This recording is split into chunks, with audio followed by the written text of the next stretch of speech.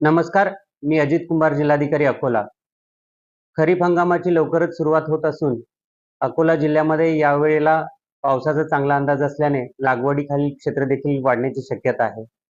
अकोला जिल्ह्यातील शेतकरी बांधवांनी कपाशीसाठी एका ठराविक बियाणाला पसंती दाखवल्याने यामध्ये खूप मोठ्या प्रमाणात कपाशीच्या एका ठराविक कंपनीच्या विशिष्ट वाणाची मागणी खूप मोठ्या प्रमाणात असल्याचे दिसून येते.